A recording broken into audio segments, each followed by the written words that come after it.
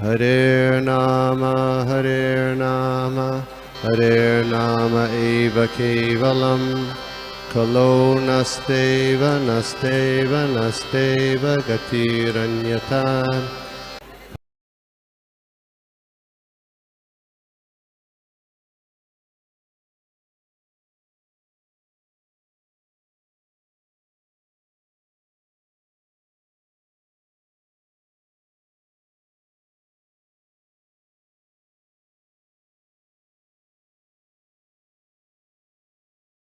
तो आज हमारे साथ हैं चैतन्य लीला देवीदासी माता जी। माता जी परम पूज्य हिज ग्रेस क्रतु महाराज अधिकारी जो हैं उनकी शिष्या हैं, जो प्रभुपाद डिसाइपल हैं। काफी साल से इस्कॉन में हैं। माता जी दुबई में बहुत प्रचार करती थी। माता जी वहाँ पे दुबई में youth girls preaching, book distribution और बहुत सारी सेवाओं में थी। और अब यहाँ पे माता जी जगह का नाम भूल गया माता जी, कहाँ पे? अलीगढ़, अलीगढ़ उत्तर प्रदेश। अलीगढ़, सॉरी अलीगढ़। या अलीगढ़ में माता जी अभी गुरुकुल में वहाँ पे अभी सेवा कर रही हैं। माता जी बहुत अच्छा जो है वहाँ पे सेवा कर रही हैं। माता जी खुद साइंटिस्ट हैं और पीएचडी डॉक्टर हैं। तो आज का जो श्लोक है हम लोग माता जी के माध्यम से समझने का प्रयास करते हैं। सो ओवर टू यू माता। हरे कृष्णा, दंडवत प्रणाम। हरे कृष्ण प्रभु जी, दंडवत प्रणाम। क्या बेटा? हाँ, Hare Krishna. Thank you very much प्रभु जी फॉर इनवाइटिंग आप सबके बीच में। तो क्लास को शुरुआत करते हैं। ओम नमो भगवते वासुदेवाय। ओम नमो भगवते वासुदेवाय। ओम नमो भगवते वासुदेवाय। नारायणं नमस्कृत्यं नरं चैव नरोत्तमं देवीं सरस्वतीं व्यासं ततो जयमुदीरयेत्। नष्टप्रायेषु अभद्रेषु नित्यं भागवत सेवया भगवती उत्तमश्लोके भक्तिर्भवती नैष्ठकी। ग्रंथराज श्रीमद् भागवतम की जय। जगत गुरु श्रील प्रभुपाद की जय। हरे कृष्णा। तो अभी हम तीसरे स्कंद इस फोरम में डिस्कशन चल रहा है। तीसरे स्कंद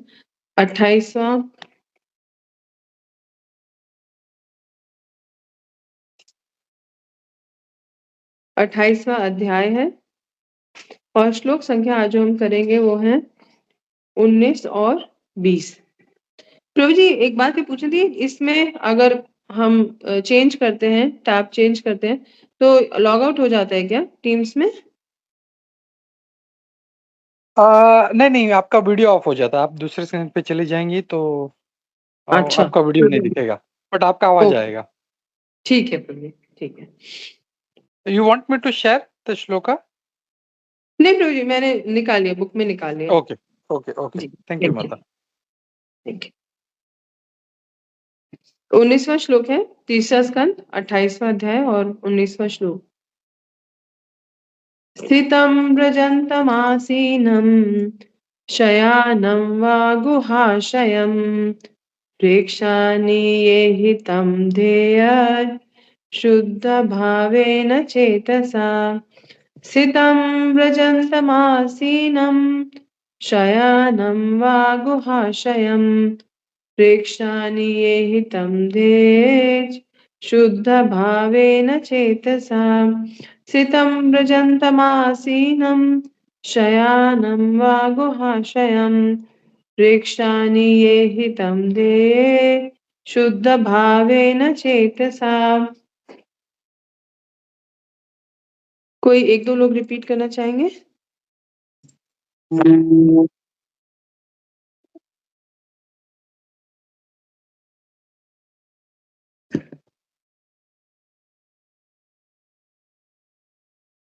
हरे कृष्ण। तो हम आगे देखते हैं इसका शब्दार्थ, अनुवाद और तात्पर्य जो हिज डिवाइन ग्रेस ऐसी भक्तिवेदांत स्वामी श्रील प्रभुपाद जी द्वारा दिया गया है। स्थितम खड़े रहते हुए, रजंतम चलते, आसीनम बैठे, शयनम लेटे व अथवा गुहाशयम हृदय में वास करने वाले भगवान, प्रेक्षणीय सुंदर, ईहितम लीलाएं, ध्यायेत ध्यान करना चाहिए, शुद्ध भावेन शुद्ध चेतसा सॉरी शुद्ध भावेन शुद्ध चेतसा मन से।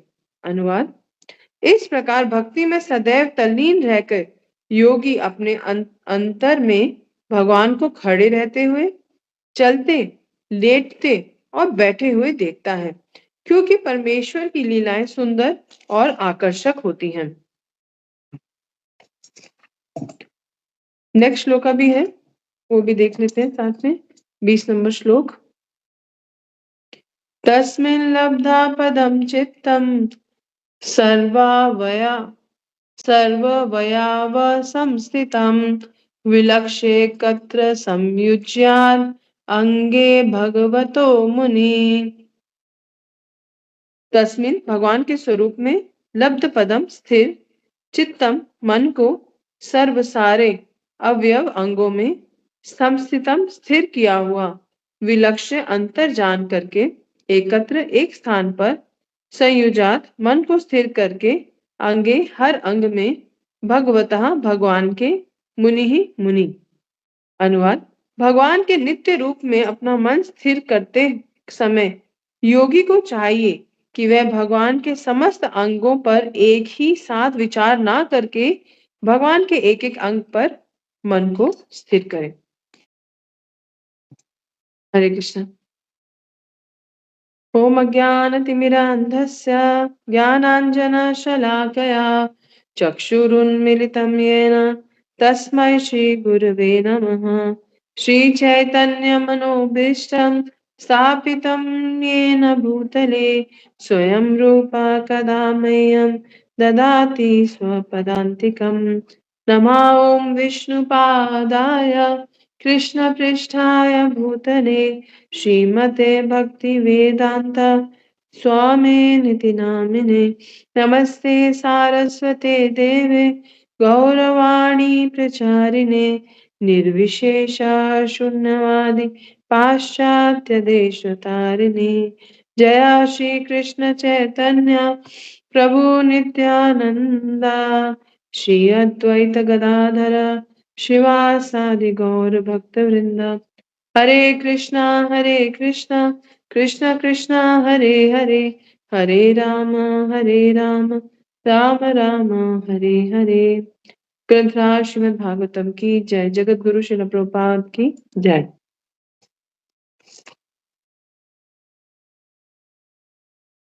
हरे कृष्ण। तो कर्दम मुनि और माता देवहूति के बीच में संवाद चल रहा है।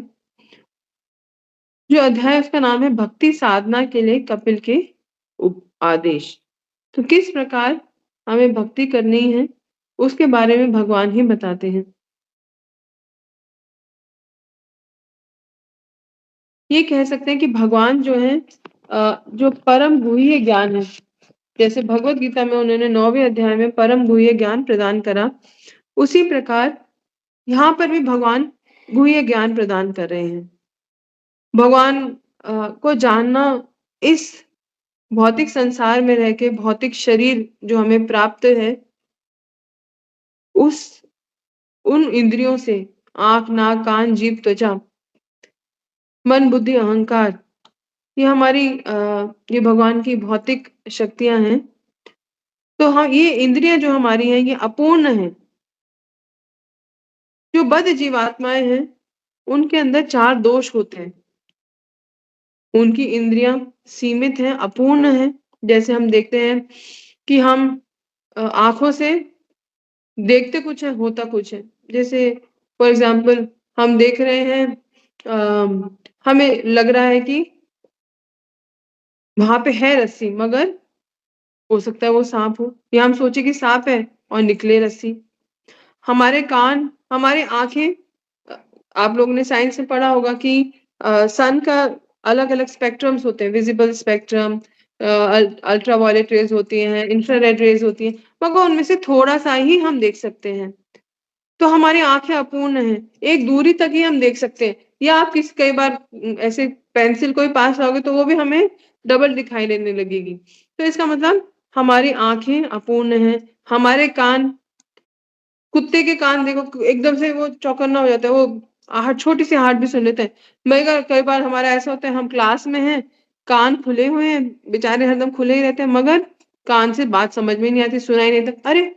दोबारा बोलना आपने क्या बोला था? है ना? तो हमारे कान और कुछ एक लिमिट में ही डेसिबल्स में हमारे कान जो है सुन सकते हैं। हमारी जीवा, हमारी स्किन, सारी इंद्रियाँ, हमारी नाक, सब कुछ जो है वो लिमिटेड उसके पास कैपेसिटी है। तो एक तो ये हो गया, दूसरा हम ऊपर से हम माया से प्रभावित हैं। हो रहा होगा कुछ और हमें समझ में आएगा कुछ और। या कई बार जैसे होता है माँ जो है वो अपने बच्चे के बारे में जानती है। या कई बार व्यक्ति जो है प्रेम में पागल हो जाता है। कहते हैं ना कि love is blind but marriage is eye opener, है ना? तो लव इज़ ब्लाइंड कई बार प्रेम में व्यक्ति जो है दूसरे व्यक्ति की कमी नहीं देख पाता। माँ अपने मोह के कारण अपने बच्चे में कमी नहीं देख पाती। उसी प्रकार इसका मतलब अर्थात क्या हुआ कि हम जो हैं बद्ध जीवात्माएँ, हम मोह से इतने प्रभावित हैं कि जो चीज़ हमारे सामने है वो भी हमको नज़र नहीं आती। इसी के कारण हम गलतियाँ करते हैं। टू err इज़ ह्यूमन, गलती करना मनुष्य का स्वभाव है, बद्ध जीवात्मा का एक्चुअली स्वभाव है। और चौथा है कि अ, गलतियाँ करते फिर हम उसको छुपाने का भी प्रयास करते हैं। तो इन अपूर्ण इंद्रियों के द्वारा मोहग्रस्त होने के कारण हम भगवान को जान नहीं सकते। इन इंद्रियों के द्वारा जान पाना असंभव है। तो भगवान ही जब तक माध्यम नहीं बनेंगे, हमें बताएँगे नहीं, तब तक हम उनके बारे में कुछ भी नहीं जान सकते। अभी भी कितने जन्मों तक कितने जन्म हमने निकाल दिए होंगे और हम भगवान के बारे में जान नहीं पाए, ना? जब तक कि हमारे पे किसी साधु की कृपा नहीं हुई।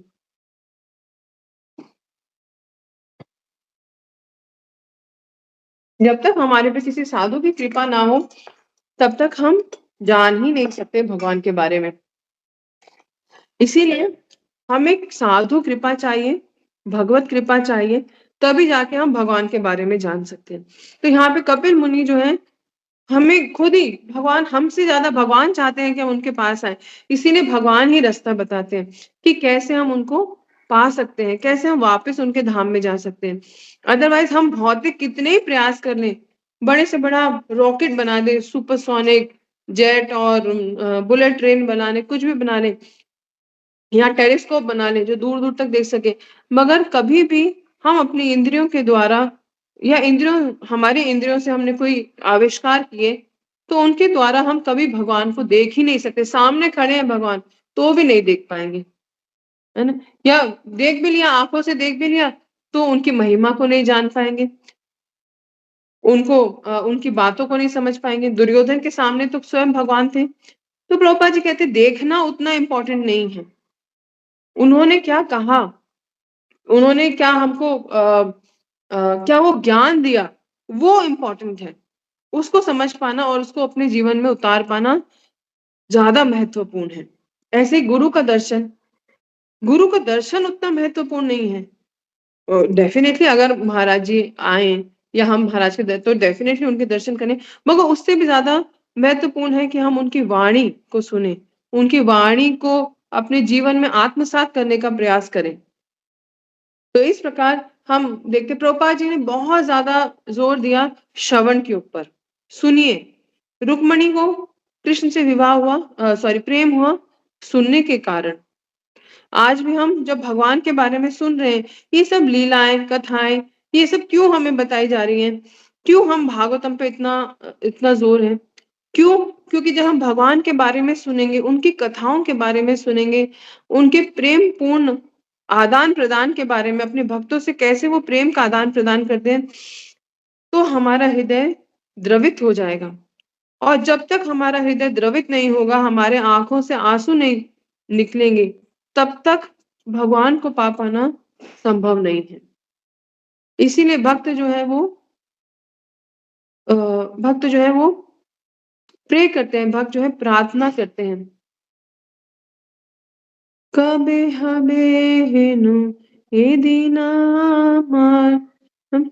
नैनम गलदश्रु धारया, जब हमारे आंखों से आंसू निकलेंगे भगवान को याद करके, भगवान के प्रेम में, उनको उनके विरह में, उनको जब हम मिस करेंगे, कैसे हमारे बच्चे अगर दूर चले जाते हैं, कहीं पढ़ने चले गए या कुछ ऐसा कुछ होता है, तो कैसे हमारी आँखों से उसको याद करके आँसू आते हैं। तो वो प्रेम का टॉप मोस्ट स्वरूप है।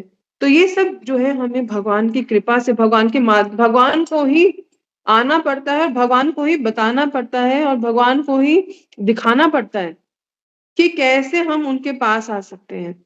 तो इसीलिए भगवान की लीलाएँ, भगवान की कथाएँ वो बहुत महत्वपूर्ण हैं।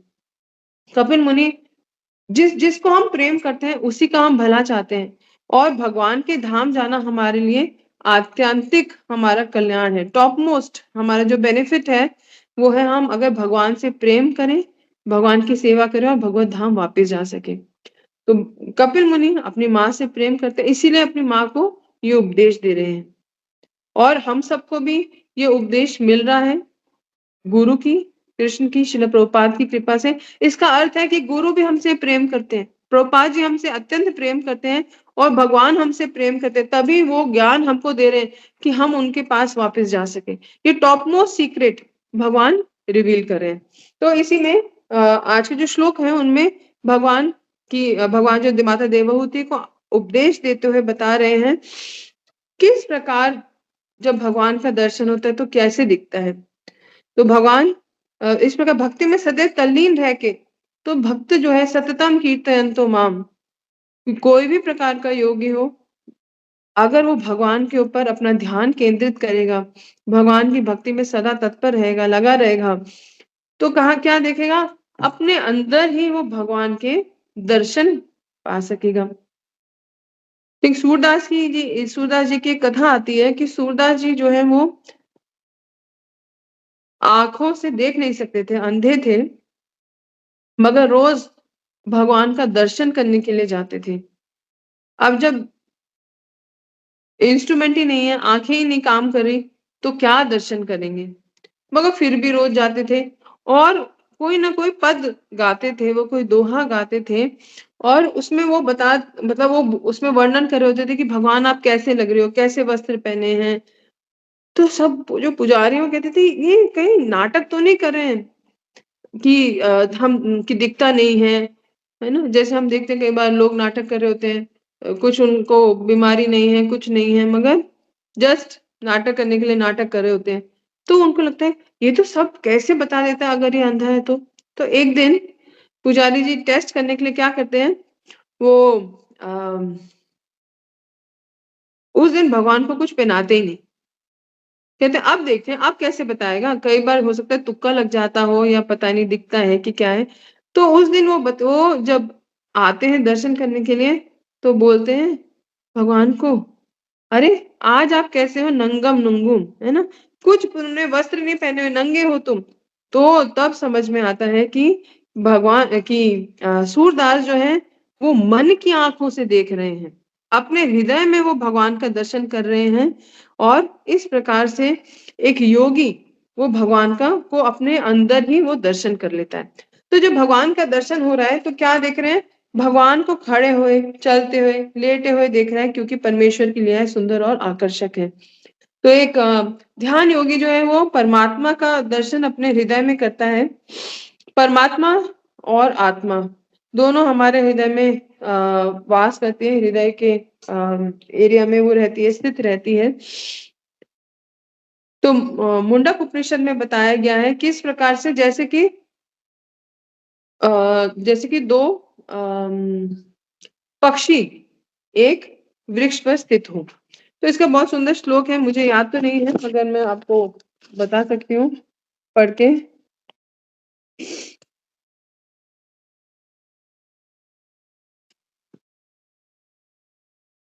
तो उसमें बताया गया है द्विसयुज सखाया सुपर्णा समान वृक्षम परिष्वजाते तयो अन्य पिपलम स्वादु स्वादु अति अन्य तु अनशन अभिश्चाकशिति। तो ये मुंडक उपनिषद का है। इसको पढ़ के मैं स्पेशली एक बात ये कहना चाहूंगी कि बहुत साल पहले, करीब 20 साल हो गए होंगे, एक हमारे नेबर थे और वो भी डिवोटी, मतलब हम लोग सब साथ में डिवोटी बने। अभी उन्होंने पंजाबी बाग मंदिर में दिल्ली में बहुत प्रचार करा, ब्रह्मचारी हैं और मायापुर एकेडमी में यज्ञ इत्यादि की ट्रेनिंग देते हैं, डीटी वर्शिप की ट्रेनिंग देते हैं। तो तब हमारी इस्कॉन में शुरुआत थी। तो एक बार बात कर रहे थे, प्रभुपाद की बुक्स हम तब पढ़ते थे, तो प्रभु जी ने एक बात मुझे कही थी जो मुझे आज भी मैं उस बात को स्मरण करती हूँ और उससे मेरा प्रभुपाद जी के लिए और एप्रिसिएशन बढ़ जाता है। उन्होंने कही थी कि हम कई बार ऐसे तात्पर्य में पढ़ रहे होते हैं तो हमें लगता है कि हाँ, मतलब प्रभुपाद जी हमें समझाने के लिए कह रहे हैं, सेंटेंस लिखे हुए हैं, है ना? मगर वो हर जो सेंटेंस है वो शास्त्र के कहीं ना कहीं किसी श्लोक से आया है। जैसे कि ये वाला जो एग्जाम्पल है, ये 2 पक्षी वाला, हमने उसको भगवत गीता में पढ़ा हुआ है आत्मा परमात्मा के संबंध में। मगर ये प्रभुपाद जी ने कुछ अपनी तरफ से बनाया नहीं है। ये शास्त्र का ही कोई श्लोक है, जैसे मुंडक उपनिषद का श्लोक है। तो ये हमारे प्रभुपाद जी की खासियत है कि प्रभुपाद जी खुद कहते हैं भगवत गीता के इंट्रोडक्शन में, प्रभुपाद जी कहते हैं कि मेरा कंट्रीब्यूशन यही है कि जो हमें परंपरा से प्राप्त हुआ उसको मैं एज इट इज प्रेजेंट कर रहा हूँ, इसमें मैं कोई मिलावट नहीं कर रहा। तो एक एक लाइन जो हम प्रभुपाद जी के तात्पर्य की पढ़ते हैं वो एक्चुअली वेदों का एक एक श्लोक है। कोई भी चीज मन गढ़ंत नहीं है, सब कुछ जो है शास्त्रों से आ रहा है। तो बता रहे हैं कि भगवान कि ध्यान योगी जो है वो भगवान को अपने अंदर में देखते हैं। तो भगवान इतने सुंदर है, इतने आकर्षक है। नारद मुनि नारद मुनि जब दासी पुत्र के रूप में थे और अपने वहां से निकल जाते हैं, अपनी माता की मृत्यु के पश्चात आश्रम से निकल जाते हैं और उत्तर दिशा की ओर बढ़ रहे होते हैं। तो चलते चलते वो एक सरोवर के किनारे, नदी के किनारे वो पहुंचते हैं। वहां पर बैठकर वो ध्यान करने लगते हैं। पहले थोड़ा स्नान किया, थक गए थे, प्यासे थे, स्नान करा और पानी पिया, जल पिया। उसके बाद वो एक बरगद के पेड़ के नीचे आके बैठ के अपना उन्होंने भगवान पे ध्यान लगाया। तो और तब उनके आंखों से आंसू निकलने लगते हैं। गौरांग बलिते हबे पुलक शरीरा, हरि हरि बोलिते नयन बबे नीरा। जी, मैं ये सॉन्ग जरा ढूंढने की कोशिश कर रही हूँ। गौरांग बलिते हबे पुलक शरीरा, हरि हरि बोलिते नयन बबे नीरा। तो आपने ये सॉन्ग सुना होगा। ये सॉन्ग में बोल रहे हैं, गौरांग बलिते हबे पुलक शरीर, हरि हरि बोलिते नयने बबे नीरा। कब वो समय आएगा, कब वो क्षण आएगा जब हे गौरांग आपका नाम लेते हुए हमारा शरीर जो है वो कांपने लगेगा। कब आपका नाम लेते हुए हमारे, थैंक यू प्रभु जी, कब आपका नाम लेते हुए हमारी आंखों से अश्रुधारा बहने लगेगी। ऐसे नारद मुनि की आंखों से जब अश्रुधारा बहने लगी तो नारद मुनि को भगवान ने दर्शन दिए। तो छोटा सा है, गाते हैं, आर्ता बेनीताए चांदे कोरोना हुई बे, संसारा बसाना मुरा कबे तू चाहबे। कह रहे कब मुझे आपकी, नित्यानंद प्रभु आपकी कृपा प्राप्त होगी। बिना आपकी कृपा के इस भौतिक जब आपकी कृपा मुझे प्राप्त होगी तो ये भौतिक संसार का आनंद मुझे तुच्छ लगने लगेगा। तुच्छ हाबे, कभी तुच्छ हाबे, कब तुच्छ लगने लगेगा? जब आपकी कृपा प्राप्त होगी। विषया छाड़िया कबे शुद्ध हाबे माना, कबे हम हेराबो श्री वृंदावन। कब मेरा मन पवित्र हो जाएगा? ये भौतिक हमारे अंदर जो विचार चल रहे हैं, जो इच्छाएं हैं, कब उनसे मेरा मन पवित्र हो जाएगा? और जब मन पवित्र हो जाएगा तब हम वृंदावन की का दर्शन कर पाएंगे, तब हम वृंदावन को समझ पाएंगे और श्री श्री राधा कृष्ण का प्रेम, जो जुगल प्रेम है, वो हम समझ पाएंगे। तब हमारी भक्ति जो है वो पूर्ण हो पाएगी। रूप रघुनाथा पदे आई बेअकुति,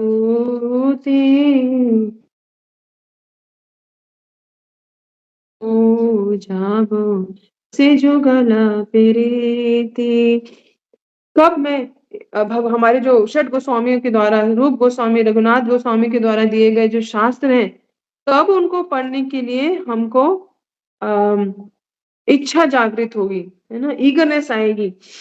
bye the instruction I shall be able to properly understand the language. और उनके शास्त्रों को पढ़ के हम भगवान की जो प्रेम है, राधा कृष्ण का प्रेम है, उनको हम समझ पाएंगे। कृपा रघुनाथा पदे रहु मोर आशा, प्रार्थना करो ए सदा नरोत्तम दास। तो नरोत्तम दास ठाकुर द्वारा रचित ये वैष्णव भजन है। नरोत्तम दास ठाकुर कह रहे हैं, प्रार्थना कर रहे हैं कि मैं केवल रूप गोस्वामी और रघुनाथ गोस्वामी, दास गोस्वामी, उनके चरणों में मैं प्रार्थना कर रहा हूँ।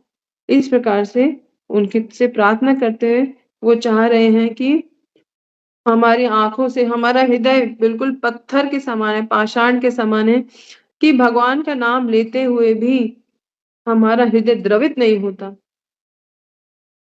क्या हम वृंदावन को समझेंगे? वृंदावन के पत्थर भगवान की बांसुरी सुन के पिघल जाते थे, और हमारा हृदय तो फौलाद का बना हुआ है, तो वो भगवान का नाम पुकारने से वो द्रवित नहीं होता। वे गौरांग बलिते हबे पुलक शरीरा, हरि हरि बोलिते नयने बबे नीरा। तो हमारी भक्ति की पराकाष्ठा है रोना। जब हम कृष्ण के लिए रोएंगे, जैसे कि एक बच्चा अपनी माँ के लिए रोता है। हमारा गुरुकुल है, तो हम देखते हैं कि जब बच्चे आते हैं घर से वापस, या नया नया एडमिशन होता है, तो किस प्रकार वो विलाप करते हैं अपनी माँ के लिए। और इवन जैसे हम कुछ ट्रायल पीरियड में रखते हैं, तो देख कुछ माएँ भी इतना वो सहन ही नहीं कर पाती अपने बच्चे से विरह, तो आके वो कहती नहीं, हम नहीं रख पाएंगे अपने बच्चे को गुरुकुल में, अपने से दूर नहीं रख पाएंगे। तो ऐसा जब प्रेम हमें कृष्ण से हो जाएगा, तब हमें कृष्ण का दर्शन होगा, उनके सुंदर आकर्षक रूप का दर्शन होगा।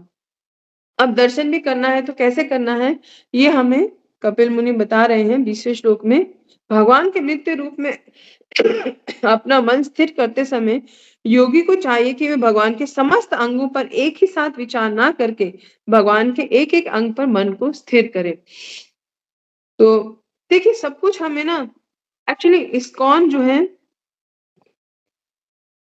है इतनी महान है, मतलब शिला प्रभुपाद इतने महान हैं कि मैं अपना पर्सनल एक्सपीरियंस बताती हूँ। जब हम मैं कॉलेज में थी, मास्टर्स कर रहे थे, तो एक्चुअली ज्यादातर सब मुस्लिम थे हमारे बैच में। तो एक बार एक ट्रिप गया था आगरा, ताजमहल के लिए ट्रिप गया था। तो वापसी में मुझे याद है कि वापसी में वो बस रुकी, और तो उन्होंने कहा कि अभी वृंदावन पे बस रुक रही है, तो आप में से जो भी जाना चाहे, क्योंकि बहुत अधिकतर लोग मुस्लिम थे, तो कोई ज्यादा इतना इंटरेस्टेड नहीं था, सब स्टूडेंट्स लोग। तो हम तो थोड़े बहुत लोग जो है उतर के गए। अब मुझे वो भी स्मरण नहीं है कि वो कौन सा मंदिर था, कहाँ हम उतरे, और मुझे तो ये भी नहीं याद कि मैंने क्या भगवान के कौन से विग्रह के क्या दर्शन किए, कुछ नहीं याद। मतलब बस मुझे इतना पता है कि बस रुकी थी, हम उतरे थे, और उधर से वहां पे कोई मंदिर में उन्होंने हमें दर्शन कराए थे। और ये इसके ही 1 आध साल बाद जो है मैं इस्कॉन से जुड़ गई। तब हमें दर्शन करने आए। तब पता चला कि हाँ, मतलब भगवान के सामने जाना है, किस प्रकार से जाना है, कैसे हमको प्रणाम करना है, कैसे भगवान के दर्शन करने। तो ये सब यहाँ पे हम कपिल मुनि का ये से हम सुन रहे हैं कि किस प्रकार से दर्शन करना है और हमने अपने गुरुजनों से श्रील प्रभुपाद जी से सीखा कि किस प्रकार से हमें भगवान का दर्शन करना है। तो किस प्रकार से बता रहे हैं कपिल मुनि कि ऐसे नहीं बस आंखें खोल प्रणाम करा और सीधा उठे और सीधा बस ऐसे ही देखने लगे, कुछ हम फोकस नहीं करें। कैसे करना है हमें? भगवान के एक-एक अंग पे। शुरुआत कहाँ से करें? चरणों से शुरुआत करते हैं, भगवान के एक-एक अंग के ऊपर विचार करें, है ना? उसको अपने मन में स्थिर करें। भगवान के जो अंगूठा है पैर का, उसमें देखें और उसके बाद धीरे-धीरे ऊपर भगवान के चरणों पे तुलसी अर्पित है, चंदन चर्चित, है ना? सुंदर चंदन से भगवान के चरणों पे तुलसी अर्पित करी हुई है।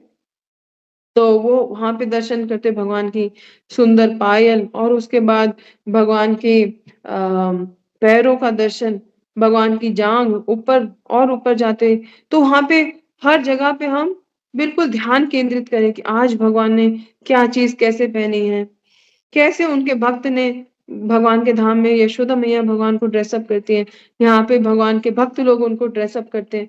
तो आज पुजारी को भगवान ने क्या प्रेरणा दी, किस प्रकार से उन्होंने भगवान को आज तैयार किया है, भगवान आज कैसे तैयार होना चाह रहे थे, वैसे जो है उनके पुजारी उनको ड्रेस करते हैं क्योंकि भगवान को अच्छा नहीं लगा तो भगवान गिरा देते हैं या भगवान वो लगने ही नहीं देते हैं। ऐसे कई पुजारी लोग ऐसे बताते हैं कि भगवान तो पहनना ही नहीं चाह रहे थे, बार-बार मुकुट गिरे जा रहा था, तो फिर मैंने ऐसा किया, तब भगवान ने वो पहना। तो भगवान अपनी इच्छा के अनुसार अपना ड्रेसिंग कराते हैं और माध्यम बनते हैं उनके भक्त लोग। तो उन पे फिर ऊपर आते हुए भगवान की नाभि कमल, भगवान का वक्षस्थल, भगवान की ग्रीवा, भगवान की गर्दन और उनका सुंदर मुख कमल, ऐसे दर्शन हम भगवान के करें। तो एक-एक जो ध्यान योगी जो है, वो भगवान को अपने हृदय में देख रहे हैं, इसी प्रकार से। और उसी प्रकार से भक्ति योगी, वो क्या कर रहे हैं? उसको भगवान ने और फैसिलिटी दे दी कि बहुत ही मुश्किल है। पंथा सुकोटि शतवत्सर संप्रगाम्यो वायोरथाभिमनसो मुनिपुंगवानां सोऽप्यस्य यत्प्रपदसिम्न्यवचिन्त्य तत्त्वे गोविन्दमादिपुरुषं तमहं भजामि। ज्ञानी लोग कई-कई जन्म लगा देते हैं घोर अध्ययन करने में। योगी लोग अपने मन को स्थिर करने में, अपनी साँसों को स्थिर करने में उनके बहुत-बहुत साल निकल जाते हैं, मगर तब भी क्या प्राप्त होता है? भगवान के चरणों का दर्शन भी उनको ठीक से प्राप्त नहीं हो पाता। और दूसरी ओर भगवान के भक्त हैं। भगवान के भक्त क्या हैं? वेदेषु दुर्लभमपि वेदेषु दुर्लभमपि दुर्लभमात्मभक्तो गोविन्दमादिपुरुषं तमहं भजामि। भगवान जो काष्ठ की या पत्थर की बनी हुई मूर्ति है या चित्र है भगवान का, अनेक प्रकार के हो सकते हैं भगवान का स्वरूप, वही भौतिक चीज़ों से बना हुआ है। पत्थर भौतिक, पेंट भौतिक, पेपर भौतिक, मगर जो उससे भगवान का स्वरूप बना, वो भौतिक नहीं है। जैसे प्रभुपाद जी एग्ज़ाम्पल देते हैं कि आपके पिताजी का फ़ोटो हो और कोई ले उस फ़ोटो को और फाड़ दे या उसको अपने पैरों के नीचे कुचल दे, तो वो आपके पिताजी तो नहीं है, केवल क्या है उनका चित्र है। मगर तब भी वो झगड़ा हो जाए, कैसे तुमने मेरे पिताजी को इस प्रकार से फाड़ दिया उनका फ़ोटो, कैसे उनको पैरों के नीचे रौंद दिया। तो क्यों? क्योंकि हमारा संबंध है। उसी प्रकार से जब हमारा संबंध भगवान से बन जाता है, तो वो मूर्ति, पत्थर की मूर्ति, वो पत्थर की मूर्ति नहीं रहती, वो स्वयं साक्षात ब्रजेंद्र नंदन बन जाते हैं। वही भगवान है। तो उनका इस प्रकार से जब हम दर्शन करेंगे, तो जैसे अगर ना देखे तार मूर्ति, है ना? सर्वत्र स्फुरायते निज निज इष्ट स्फूर्ति। तो ये एक अपराध है कि भगवान की विग्रह को केवल पत्थर का समझना। जैसा हम भगवान को समझेंगे, उसी प्रकार से भगवान हमारे साथ आदान-प्रदान करेंगे। ये यथा मां प्रपद्यन्ते तां तथैव भजाम्यहम्। अगर हम भगवान की मूर्ति को पत्थर समझेंगे, तो पत्थर ही रहेंगे। हाँ, जब हम उनको सोचेंगे, जब उनको ड्रेस करें, भगवान को फिर ना चुभ जाए, अरे भगवान को ये खाने का आज मन कर रहा होगा, ओह! ठंड आ गई, भगवान को कुछ शॉल उड़ाई जाए, ओढ़न षष्ठी, है ना? भगवान को शॉल उड़ाई जाए। तो ये कहेंगे, ये कैसे तुम्हारे भगवान हैं? उनको ठंड लगती है क्या? नहीं, ये भक्त का भाव है, ये भक्त का प्रेम है। तभी तो माता यशोदा सोचती है कि मेरा लाला बिगड़ ना जाए, इसीलिए इसको थोड़ा दंड देती हूँ मैं। कृष्ण को दंड, कृष्ण के जो सेवक हैं यमराज जी, वो सबको दंडित करते हैं और इधर कृष्ण को माता यशोदा दंडित करने की सोच रही हैं कि बिगड़ ना जाए। तो ये प्रेम है कि हमारे गुरु महाराज जी कहते हैं, तुम ना रहो, मैं ना रहूँ, है ना? तो जो कृष्ण है वो भगवान है, मगर भक्त जो है भगवान ये भूल जाता है कि वो भगवान है। भौतिक संसार में भी लोग भूल जाते हैं कि ये भगवान है और आध्यात्मिक जगत में भी भूल जाते हैं भगवान है, मगर दोनों में अंतर है। जो जो आध्यात्मिक जगत में बोलते हैं, वो इसलिए भूल जाता है ताकि प्रेम का आदान-प्रदान हो सके। इसीलिए वो जो प्रेम है, वो शुद्ध है। भौतिक जगत में अपनी इंद्रिय तृप्ति, अपने आप को स्वामी मानने के कारण व्यक्ति भगवान को भूल जाता है, माया से प्रभावित होके। मगर भगवान के धाम में योग माया के द्वारा सभी लीलाओं का संपादन करने के लिए भक्त भूल जाते हैं कि ये भगवान है। तो इस प्रकार अपने मन को भगवान के भगवान में स्थित करके एक-एक अंग पे उनको उनको विचार करके हमें भगवान के दर्शन करने। प्रभुपाद जी बता रहे हैं कि यह संस्तुति की गई है कि पहले उनके चरण कमल का ध्यान किया जाए, फिर उनकी टखने, फिर जंघा, फिर कमर, छाती, गर्दन, मुख इत्यादि। भगवान के चरण कमल से प्रारंभ करके क्रमशः उनके दिव्य शरीर के ऊपरी अंगों तक जाया जाए। तो श्रीमद् भागवतम भी इसी प्रकार भगवान का साहित्यिक स्वरूप है, भगवान ही हैं और इनको भी प्रभुपाद जी कहते हैं कि हमें शुरुआत से पहले दूसरे स्कंद जो भगवान के चरण हैं, वहाँ से हमें शुरुआत करते हुए आगे बढ़ना है और क्रम उसी क्रम में हमें आगे बढ़ना है। जब हम स्पेशली जब हम स्वाध्याय कर रहे हैं, तो इस प्रकार से करना है। बाकी लेक्चर सुनने में तो कोई बात नहीं है। जो जहाँ से आपको सुनने को मिले तो वो हम सुन सकते हैं। मगर हाँ, जब हम अपना स्वाध्याय करते हैं तो ऐसा नहीं, प्रभुपाद जी कहते हैं ऐसे नहीं सीधा उठाया 10वां स्कंद और उठा के वहाँ से लीला पढ़ने लग गए। नहीं, उसमें हमें पहले जानना पड़ेगा। पहले जो 9 स्कंद हैं, वो हमें बता रहे हैं कि जिनके बारे में आप पढ़ने जा रहे हैं, जिनकी बाल लीलाओं के बारे में, जिनकी लीलाओं के बारे में आप सुनने जा रहे हैं, वो भगवान कितने महान हैं। तो पहले महानता भगवान की जानें और उसके बाद हम 10वें स्कंद में जाके हम भगवान के बारे में जान सकते हैं, उनकी लीलाओं के बारे में जान सकते हैं। इसमें भी जो साधुओं की विशेष कृपा होती है, श्रील प्रभुपाद जी ने कृष्णा बुक दी, जो 10वां स्कंद श्रीमद् भागवतम का है। तो कई भक्त जैसे भक्ति विकास स्वामी महाराज, उन्होंने कृष्णा बुक ही सबसे पहले पढ़ी। अब आप कहोगे वो तो 10वां स्कंद है, वो कैसे पढ़ लिया? तो उसमें श्रील प्रभुपाद जी, आप देखेंगे आपने कृष्णा बुक पढ़ी होगी, तो प्रभुपाद जी ने सबको जो है उसमें इतना सारा फिलॉसफी दिया है। केवल कथाएँ नहीं दी, साथ में फिलॉसफी दे दी है। जो पढ़ेगा कृष्णा बुक वो समझ जाएगा कि कृष्ण ही भगवान है और हम कृष्ण के दास हैं। तो ये कृपा है, ये साधु की कृपा है। साधु जो है भक्ति भक्ति योग भगवत गीता में 12वां अध्याय है। उससे पहले कर्म योग, ज्ञान योग, ध्यान योग आ गया, ना इतना सब कुछ आ गया। मगर प्रभुपाद जी की कृपा इतनी है कि मतलब कहते हैं ना, जहाँ पे मौका मिले बस वहीं पे उन्होंने भक्ति योग प्रेज़ेंट कर दिया, पहले ही बता दिया। कोई कोई ज़रूरी नहीं कि हो सकता है हमारी मृत्यु 12वें चैप्टर में पहुँचने से पहले ही आ जाए। या हमारा मन ही अरे बहुत बोरिंग है, कौन करेगा ये कर्म योग, कौन लगाएगा ये ध्यान योग, बड़ी मुश्किल है। तो इसमें तो बताया कि अकेले में जाना है, शुचो देशे, है ना? एक पवित्र स्थान पे, अकेले स्थान पे, निर्जन जगह पर जाना है, वहाँ पे भगवान के ऊपर ध्यान लगाना है। तो ये तो हमारे लिए पॉसिबल नहीं है, मेरी तो बीवी है, बच्चे हैं, कैसे करूँगा? माता-पिता की भी रिस्पॉन्सिबिलिटी है। तो इसलिए प्रभुपाद जी ने पहले ही हर जगह पे ध्यान योग का भी आप अध्याय पढ़ेंगे, तो उधर आपको भक्ति योग मिल जाएगा। ज्ञान योग का पढ़ेंगे, तो उधर भक्ति मिल जाएगी। तो पूरी भगवत गीता में शुरुआत से अंत में पूरा भक्ति योग ही है। Bhagavad Gita as it is, वो पूरा भक्ति योग है। तो वो इसलिए क्यों हमको दिया कि कोई एक श्लोक भी पढ़ ले, तो उसका कल्याण हो जाए। वो एक बार में जो मेन है क्रक्स, पूरी भगवत गीता का सर्वधर्मान परित्यज्य एंड में बोले भगवान पहले वो समझ जाएगा। अगर वो गुरु वैष्णवों और शिला प्रभुपाद के अनुसार शास्त्र का अध्ययन करेगा तो ये ये हम पर अहेतु की कृपा है हमारे गुरुजनों की, शिला प्रभुपाद जी की। न? तो इस प्रकार से